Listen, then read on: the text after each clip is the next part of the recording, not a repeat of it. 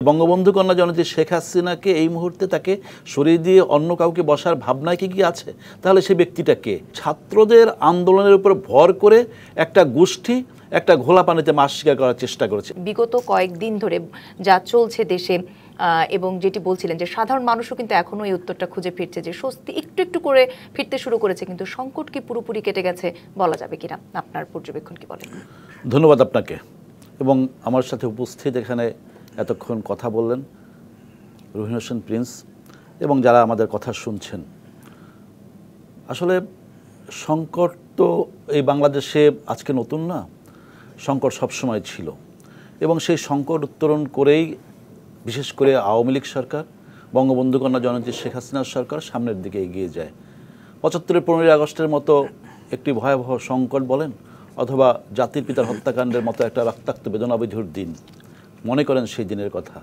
তারপরে দীর্ঘ বছর সামরিক শাসনের বাতাবলে এই বাংলাদেশ এবং সেই সংকট তো ছিল, তার বিরুদ্ধেই তো আমরা সামরিক শাসন বিরুদ্ধে আন্দোলন করেছি।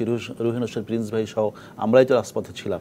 এবং এরপরে আপনারা দেখেন যে গণতান্ত্রিকভাবে নির্বাচিত সরকারকে হটানোর জন্য কীভাবে ২১শে আগস্টের মতো ঘটনা প্রবাহ করা হয়।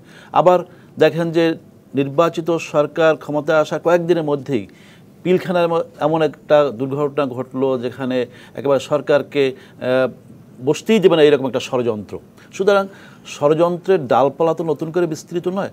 এখন যেটা হলো যে এই যে ক্ষমতা পরিবর্তনের বিষয়টা একটু প্রিন্স ভাই সমস্ত আলোচনাগুলোর অনেকগুলোর সাথেই আমি একেবারে দ্বিমত করব না, কিন্তু শেষে যে আলোচনাটা করলেন মানে আমি মনে করি যে মানুষের মনোজগতে কি এই মুহূর্তে এই বিষয়টি আছে যে বঙ্গবন্ধু কন্যা জননেত্রী শেখ হাসিনাকে এই মুহূর্তে তাকে সরিয়ে দিয়ে অন্য কাউকে বসার ভাবনায় কি আছে?